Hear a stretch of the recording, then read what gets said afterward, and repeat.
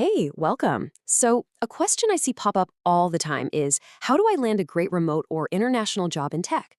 It's a huge goal for so many of us, right? Well, today we're going to break down a complete step by step strategy to actually make it happen. But it all boils down to one crucial starting point. And we have to start right here with this single most important question you need to be able to answer. In a global job market with literally thousands of people applying for one single role, why on earth would a company choose you? Seriously, if you don't have a clear, compelling answer to this, then nothing else we talk about is going to matter. This is step zero. So, how do you build that answer? How do you become the obvious choice? Well, it all starts by building an undeniable foundation. You need to get so good that companies simply can't ignore you, and that begins with your core skills. And here's the absolute key. Before you even dream about applying internationally, you have to master your craft. Pick one thing. I don't care if it's front-end development, data science, cloud security, whatever, and become exceptionally good at it. That deep expertise, that becomes the bedrock for your entire career. It becomes your answer to why you. Now, this is a really interesting point, especially for those of you just starting out. My strongest advice, start your career locally and if you can, in an office. Why? Because your learning curve is just going to be way steeper. You get that direct mentorship, you can easily pair a program with a senior dev, and you get those spontaneous learning moments, the after-hours whiteboard sessions that just don't happen over Slack.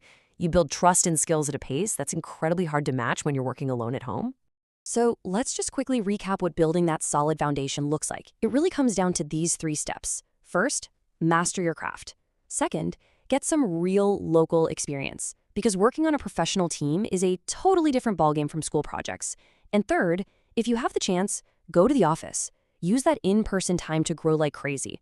This is how you build the platform that'll make you an amazing international candidate down the line. Okay, so you've got the technical skills down cold. Awesome. But for international roles, there is another massive hurdle that, honestly, a lot of people underestimate, and that's communication. This can be the absolute make or break factor. And this really gets to the heart of it. If you are targeting a job in an English-speaking company, mastering the language is not some nice-to-have soft skill. No way. It is a fundamental, non-negotiable core requirement. Think about it. If a manager is looking at two candidates who are equal on paper, they're always going to pick the one they can communicate with easily, every single time. But hey, the good news is you can totally work on this. You just have to immerse yourself, listen to podcasts and watch movies, jump into online games and actually use the voice chat. Find a local Toastmasters club to practice public speaking. The point is to just constantly be using the language so that when you get into an interview, the conversation feels effortless. All right, so you've got the skills and you can communicate them clearly. What's the next problem? Well, in this age of AI, every resume kind of looks the same, right? You're just one more PDF in a digital stack of thousands. So how in the world do you break through all that noise? This is the real challenge, isn't it? When anyone can use a tool to generate a perfect-looking resume, the resume itself just doesn't mean as much anymore. You need something more. You need tangible, undeniable proof that you are not just another name on a list. And I'm not making this up. This is a direct quote from a real job application I saw recently. Companies are flat out asking for it now. They want to see proof of exceptional work. If you leave that field blank, your application is going straight to the digital trash can. So you have to start building that proof today. So how do you do it?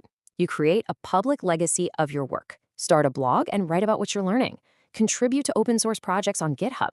Build your own side projects that you're genuinely excited about and put them out there. Get active in online communities. This collection of work, that's your social proof. That is the undeniable, powerful answer to why you. Okay, you've built your foundation, you've nailed communication, and you've created that all-important social proof. Now it's time for the real test, actually getting noticed. And that means you have to think beyond that dreaded application black hole. This is what pretty much every single candidate does. You find a job you like, you upload your resume, and you cross your fingers and hope for the best. It's a completely passive approach where you're just waiting for an algorithm to pick you. But here is the secret. That should only be step one of your process. If you really want to get your foot in the door, you have to be proactive. You have to go to them. So what does that proactive approach actually look like? Well, right after you apply online, go find the recruiter for that role on LinkedIn. Send them a short, kind, and most importantly, authentic message. Explain exactly why you're a great fit for that specific job. And then, this is the killer move. Link to your portfolio of exceptional work. You show them, you don't just tell them. This is how you jump out from the pile of hundreds of other applicants. So, let's say it all worked. You got the interview. That's amazing.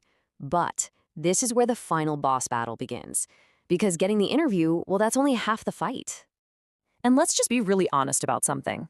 You are going to hear no. You're going to get rejected. It is an inevitable part of a long and difficult process. And sometimes it won't even be your fault. Maybe the budget got cut or the role was put on hold. The most important thing is to not let that rejection stop you. You should also know that interviews themselves are changing. It's not always just about solving tricky algorithm problems anymore. A lot of companies are moving toward more practical, real-world exercises, like system design challenges, take-home projects, or even full-day pair programming sessions. They want to see how you actually think, collaborate, and solve problems like you would on the job. I absolutely love this metaphor. I want you to think of every single interview, especially the ones you don't pass, as earning XP or experience points in a video game. You learn what you did wrong, you got a little bit stronger, and you level up for the next attempt. In this game, there is no max level. You can always get better. So, there you have it. That's the roadmap. Look, it's not easy and it takes a lot of discipline, but it is a clear path. It starts with building that solid foundation, proving your value with your work, and then strategically getting that work in front of the right people. Which really just leaves us with one final big question to think about. What exceptional work will you create?